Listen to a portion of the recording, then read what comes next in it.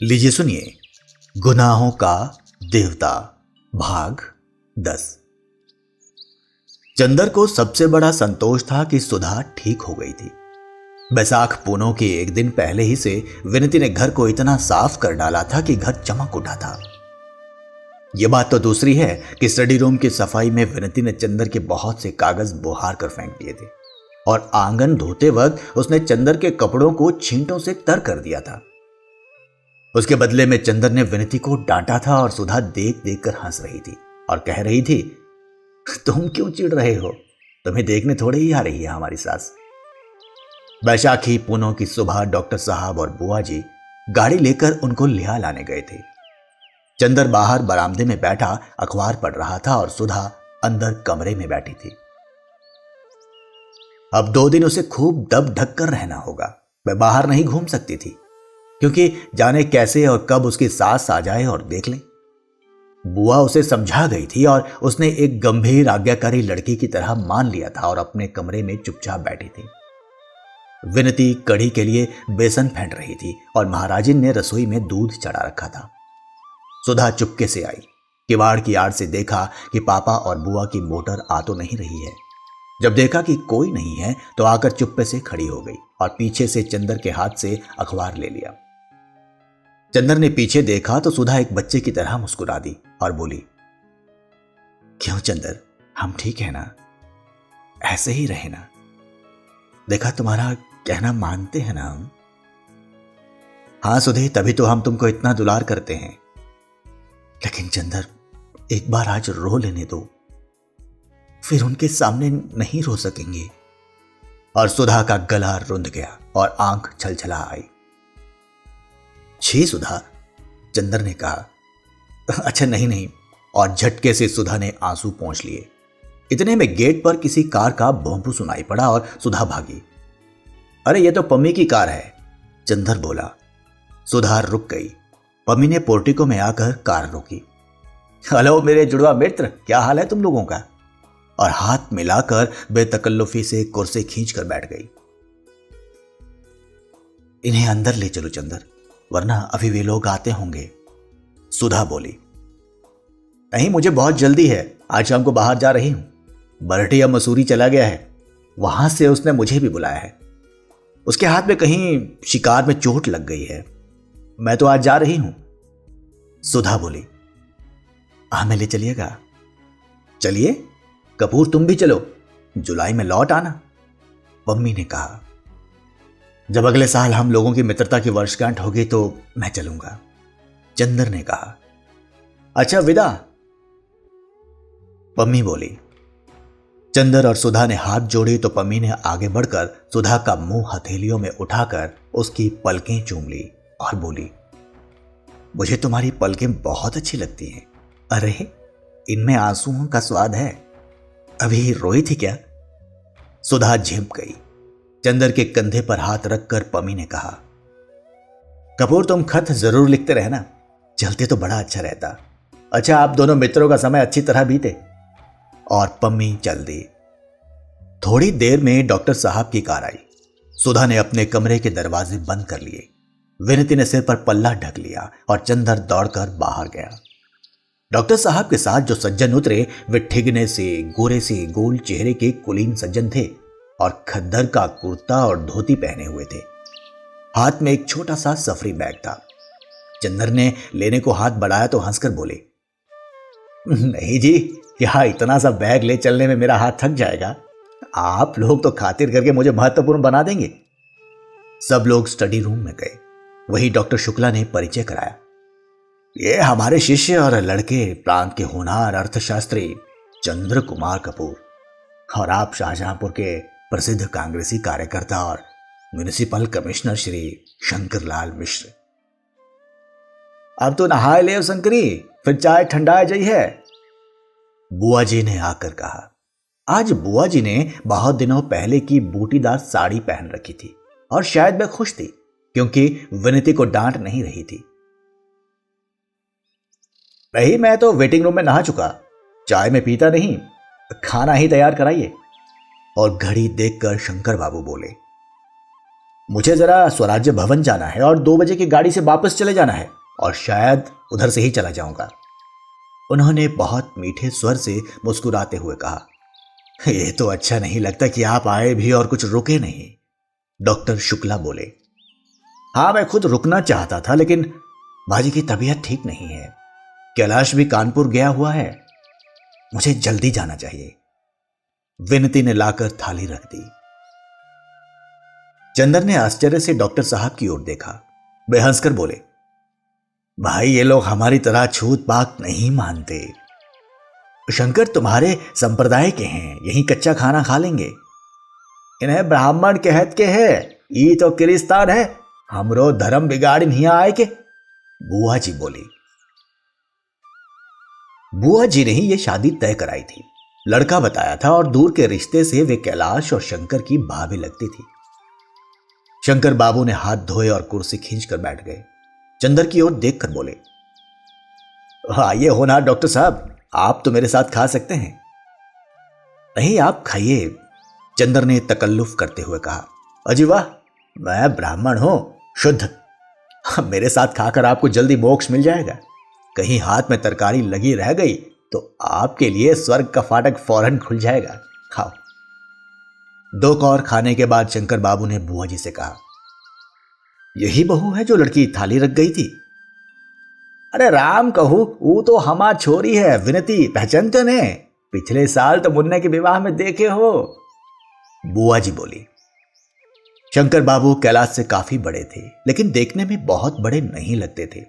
खाते पीते बोले, डॉक्टर साहब लड़की से कहिए रोटी दे जाए, मैं इसी तरह देख लूंगा और ज्यादा तड़क भड़क की कोई जरूरत नहीं। डॉक्टर साहब ने बुआ जी को इशारा किया और वे उठकर चली गई। थोड़ी देर में सुधा आई। सादी सफेद धोती पहने, हाथ में रोटी लिए, दरवाजे पर आकर हिचकी, फिर आकर चंदर से बोली, रोटी लोगे? और बिना चंदर की आवाज सुने रोटी चंदर के आगे रखकर बोली, और क्या चाहिए? मुझे कड़ी चाहिए, शंकर बाबू ने कहा। सुधा गई और कड़ी ले आई, शंकर बाबू के सामने रख दी। शंकर बाबू ने आंखें उठाकर सुधा की ओर देखा। सुधा ने निगाहें नीची कर ली और चली गई। बहुत अच्छी है लड़की, शंकर बाबू ने कहा। इतनी पढ़ी लिखी लड़की में इतनी शर्म लिहाज नहीं मिलती। सचमुच जैसे आपकी एक ही लड़की थी, आपने उसे खूब बनाया है। कैलाश के बिल्कुल योग्य लड़की है। ये तो कहिए डॉक्टर साहब की शिष्टा प्रबल होती है, वरना हमारा कहां सौभाग्य था। जब से मेरी पत्नी मरी तभी से माताजी कैलाश के विवाह की जिद कर रही हैं। कैलाश अंतरजातीय विवाह करना चाहता था, लेकिन हमें तो अपनी जाति में ही इतना अच्छा संबंध मिल गया। तो तोहरे अभिन कौन बैस हवा गई, तू हो काहे नहीं बुहरिया ले आते हो? सुधी के अकेले मन ना लगी, बुआ जी बोली। शंकर बाबू कुछ नहीं बोले। खाना खाकर उन्होंने हाथ धोए और घड़ी देखी। अब थोड़ा सो लूं या जाने दीजिए, आइए बातें करें हम और आप, उन्होंने चंदर से कहा। 1 बजे तक चंदर शंकर बाबू से बातें करता रहा और डॉक्टर साहब और सुधा खाना खाते रहे। शंकर बाबू बहुत हंसमुख थे और बहुत बातूनी भी। चंदर को तो कैलाश से भी ज्यादा शंकर बाबू पसंद आए। बातें करने से मालूम हुआ कि शंकर बाबू की आयु अभी 30 वर्ष से अधिक की नहीं है। एक 5 वर्ष का बच्चा है और उसी के होने में उनकी पत्नी मर गई। अब वे विवाह नहीं करेंगे। वे गांधीवादी है, कांग्रेस के प्रमुख स्थानीय कार्यकर्ता हैं और म्युनिसिपल कमिश्नर हैं। घर के जमींदार हैं। कैलाश बरेली में पढ़ता था। अब भी कैलाश का कोई इरादा किसी प्रकार की नौकरी या व्यापार करने का नहीं है। वह मजदूरों के लिए साप्ताहिक पत्र निकालने का इरादा कर रहा है।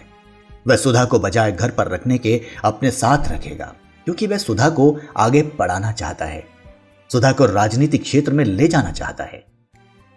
बीच में एक बार विनती आई और उसने चंदर को बुलाया। चंदर बाहर गया तो विनती ने कहा, दीदी पूछ रही हैं ये कितनी देर में जाएंगे? क्यों? कह रही हैं अब चंदर को याद थोड़ी है कि सुधा भी इसी घर में है, उन्हीं से बातें कर रहे हैं। चंदर हंस दिया और कुछ नहीं कहा। विनती बोली, ये लोग तो बहुत अच्छे हैं। मैं तो कहूंगी सुधा दीदी को इससे अच्छा परिवार मिलना मुश्किल है। हमारे ससुर की तरह नहीं है ये लोग। हाँ, फिर भी सुधा इतनी सेवा नहीं कर रही है इनकी।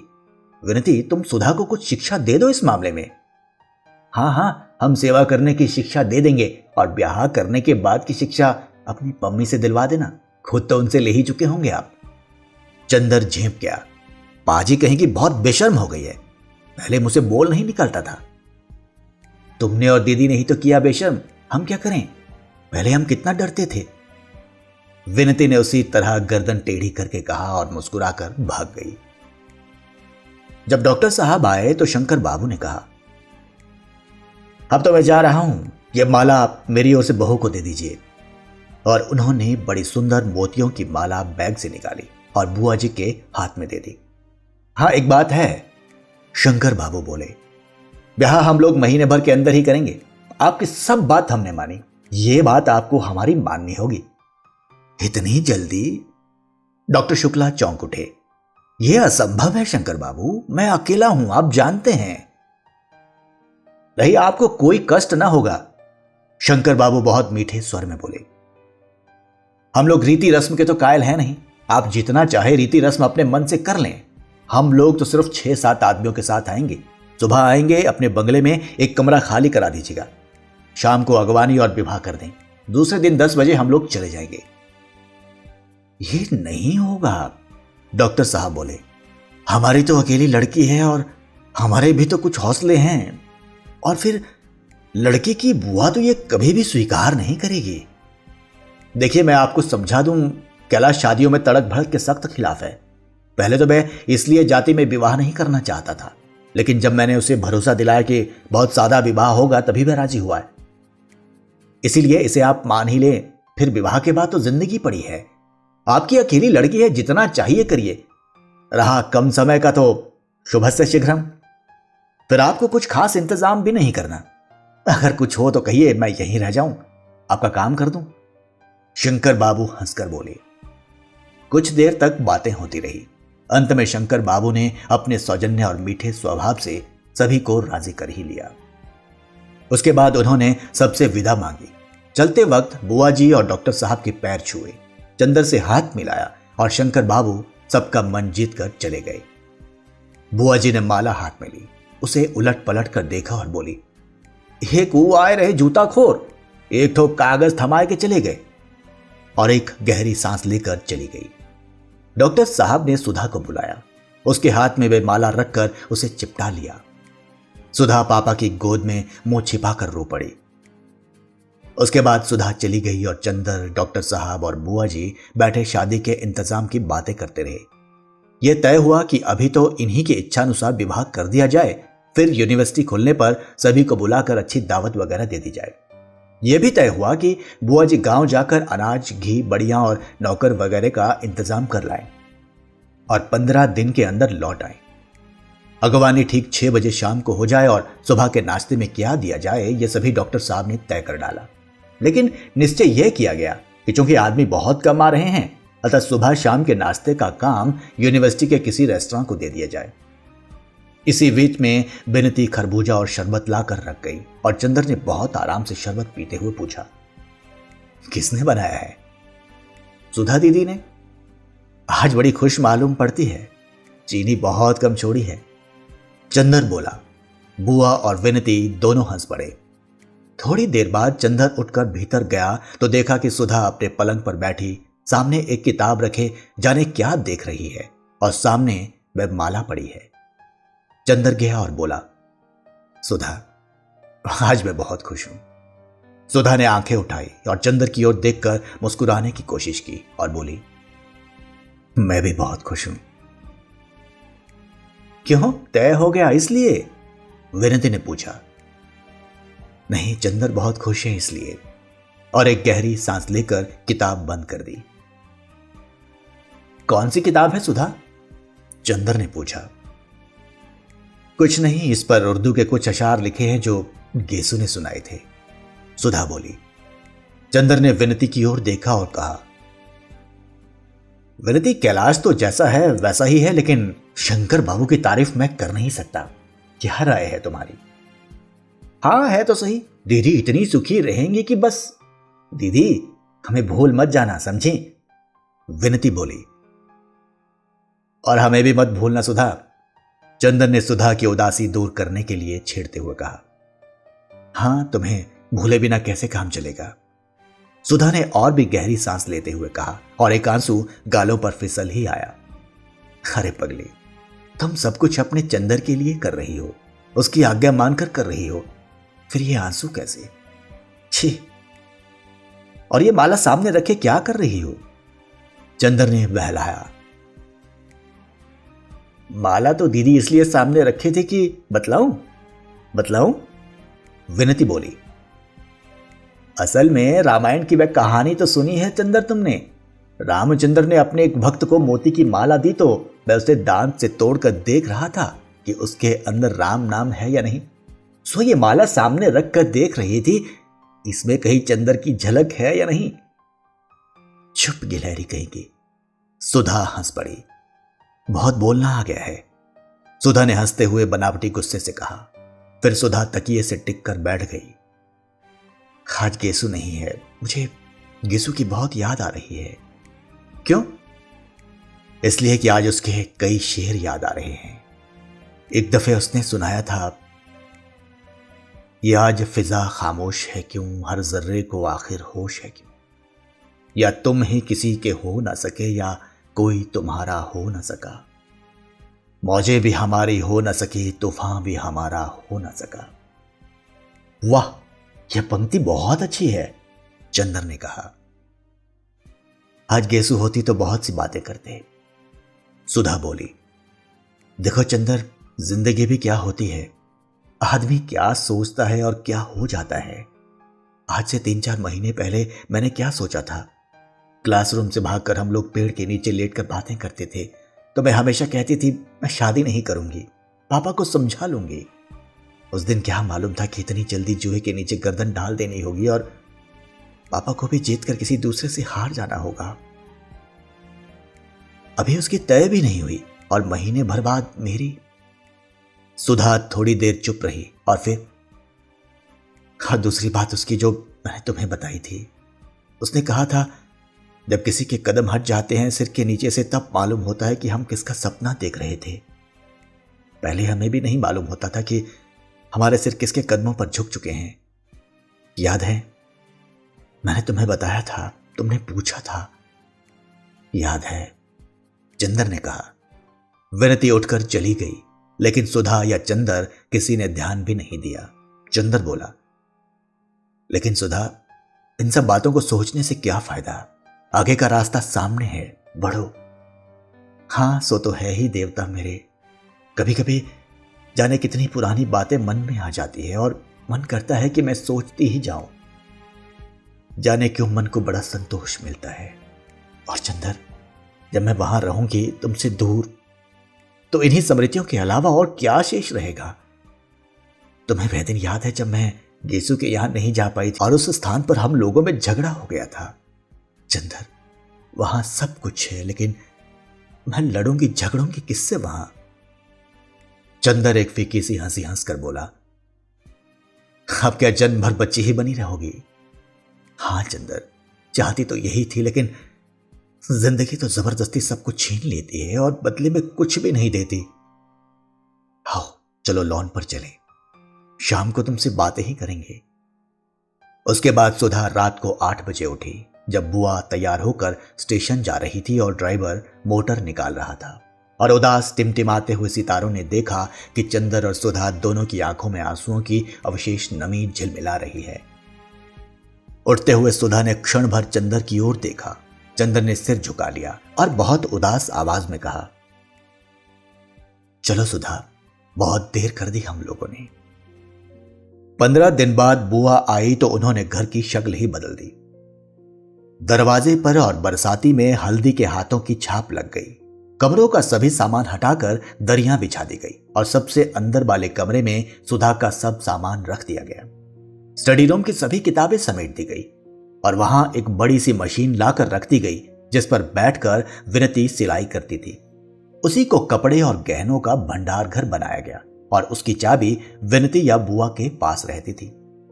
गांव से एक महाराजिन, एक कहारिन और 2 मजदूर आए थे। वे सभी गैरेज में सोते थे और दिन भर काम करते थे और पानी पीने को मांगते रहते थे।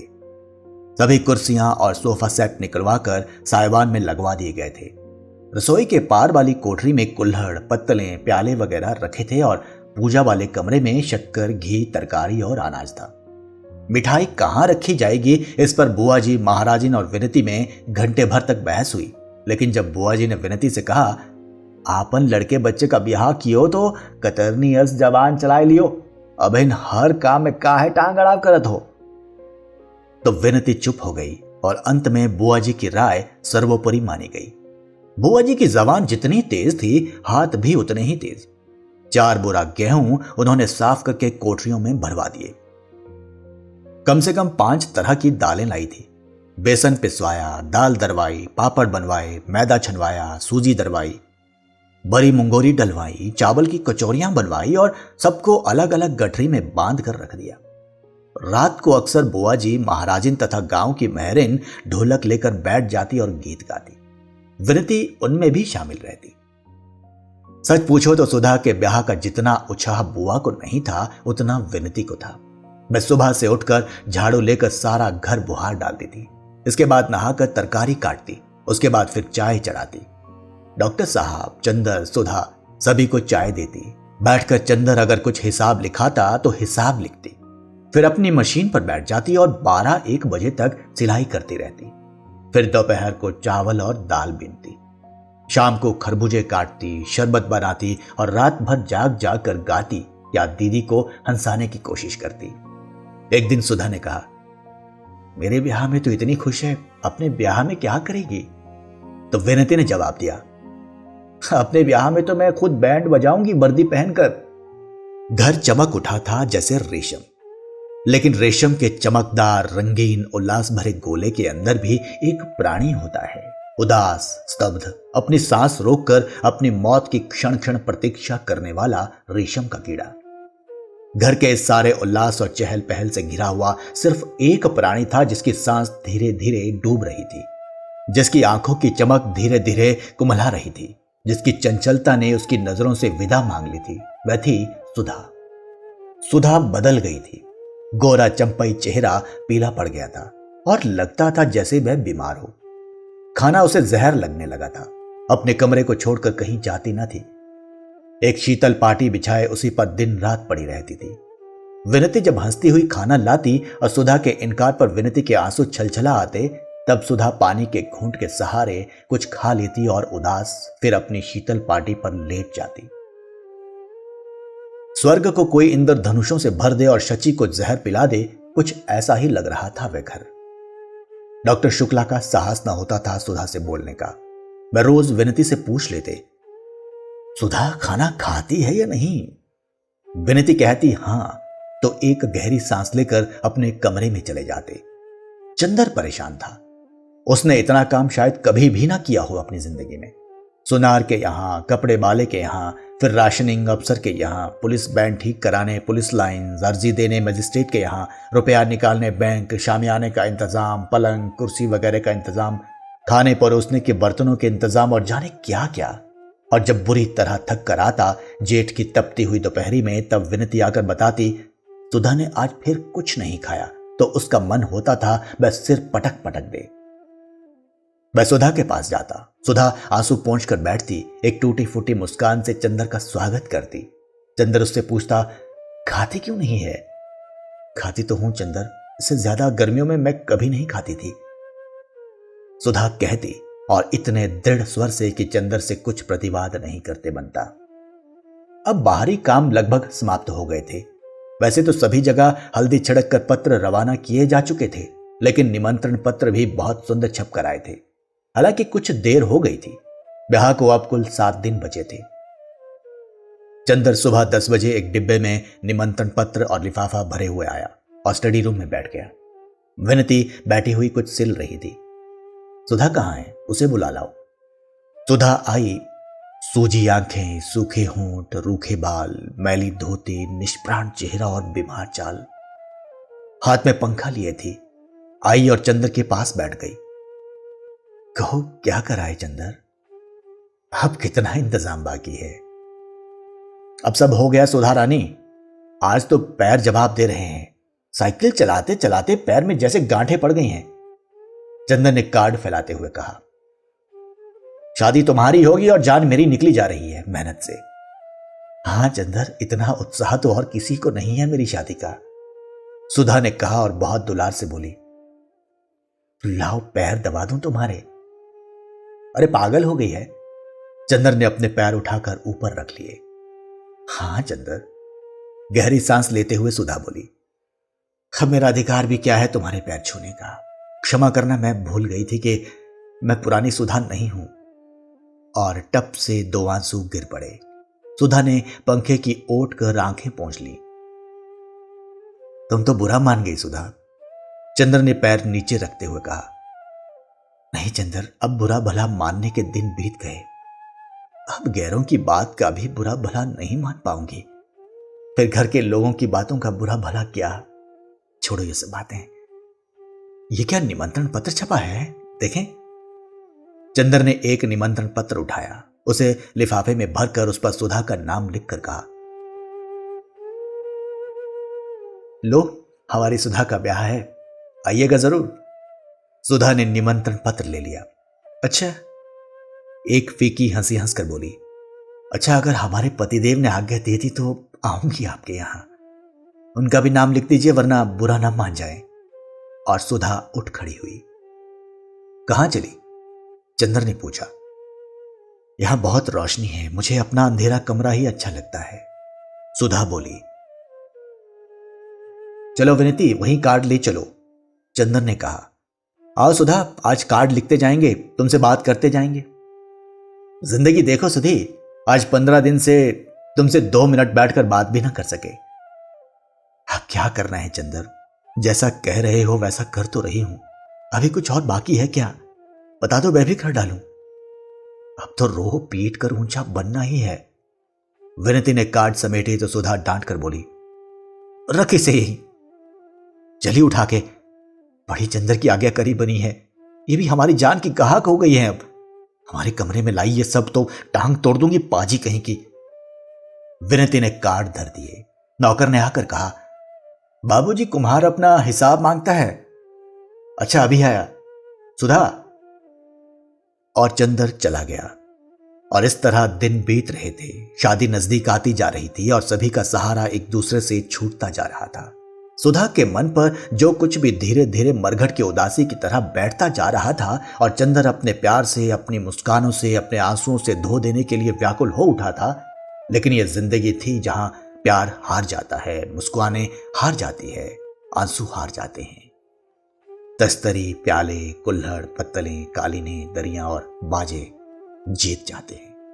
जहां अपनी जिंदगी की प्रेरणा मूर्ति के आंसू गिनने की बजाय कुल्हड़ और प्याले गिनवा कर रखने पड़ते हैं, और जहां किसी आत्मा की उदासी को अपने आंसुओं से धोने के बजाय पत्तलें धुलवाना ज्यादा महत्वपूर्ण होता है, जहां भावना और अंतर्द्वंद के सारे तूफान सुनार और बिजली बालों की बातों में डूब जाते हैं, और जहां 2 आंसू में डूबते हुए व्यक्तियों की पुकार शहनाइयों की आवाज में डूब जाती है, और जिस वक्त की आदमी के हृदय का कण कण क्षत विक्षत हो जाता है, जिस वक्त उसके नसों में सितारे टूटते हैं, जिस वक्त उसके माथे पर आग धधकती है, जिस वक्त उसके सिर पर से आसमान और पांव तले से धरती हट जाती है, उस समय उसे शादी की साड़ियों का मोल तोल करना पड़ता है और बाजे वाले को एडवांस रुपया देना पड़ता है। ऐसी थी उस वक्त चंदर की जिंदगी, और उस जिंदगी ने अपना चक्र पूरी तरह चला दिया था। करोड़ों तूफान घुमड़ाते हुए उसे नचा रहे थे। वह एक क्षण भी कहीं नहीं टिक पाता था। एक पल भी उसे चैन नहीं था। एक पल भी वह यह नहीं सोच पाता था कि उसके चारों ओर ये क्या हो रहा है। वह बेहोशी में, मूर्छा में मशीन की तरह काम कर रहा था। आवाजें थी कि उसके कानों से टकरा कर चली जाती थी। आंसू थे कि हृदय को छू नहीं पाते थे।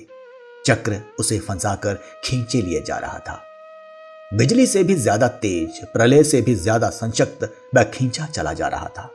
सिर्फ एक और, शादी का दिन। सुधा ने नथुनी पहनी, उसे नहीं मालूम।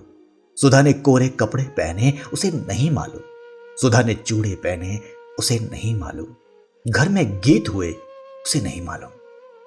सुधा ने चूल्हा पूजते वक्त अपना सिर पटक दिया, उसे नहीं मालूम। वह व्यक्ति नहीं था, तूफान में उड़ता हुआ एक पीला पत्ता था जो वात्य चक्र में उलझ गया था और झोंके उसे नचाए जा रहे थे। और उसे होश आया तब जब विनती जबरदस्ती उसका हाथ पकड़कर खींच ले गई बारात आने के एक दिन पहले। उस छत पर जहां सुधा पड़ी रो रही थी, चंदर को ढकेल कर चली आई। चंदर के सामने सुधा थी, सुधा जिससे वह पता नहीं क्यों बचना चाहता था, अपनी आत्मा के संघर्षों से, अपने अंतःकरण के घावों की कसक से घबराकर, जैसे कोई आदमी एकांत कमरे से भागकर भीड़ में मिल जाता है, भीड़ के निरर्थक शोर में अपने को खो देना चाहता है, बाहर के शोर में अंदर का तूफान भुला देना चाहता है। उसी तरह चंदर पिछले हफ्ते से सब कुछ भूल गया। उसे सिर्फ एक चीज याद रहती थी, शादी का प्रबंध। सुबह से लेकर सोने के वक्त तक वह इतना काम कर डालना चाहता था कि उसे एक क्षण भी बैठने का मौका ना मिले, और सोने से पहले वह इतना थक जाए, इतना चूर चूर हो जाए कि लेटते ही नींद उसे जकड़ ले और उसे बेहोश कर दे। लेकिन उस वक्त विरति उसे उसके विस्मरण स्थल से खींचकर एकांत में ले आई है, जहां उसकी ताकत और उसकी कमजोरी, उसकी पवित्रता और उसका पाप, उसकी मुस्कान और उसके आंसू, उसकी प्रतिभा और उसकी विस्मृति, उसकी सुधा अपनी जिंदगी के चिरंतन मोड़ पर खड़ी अपना सब कुछ लुटा रही थी। चंदर को लगा जैसे उसको अभी चक्कर आ जाएगा। वह अकुलाकर खाट पर बैठ गया।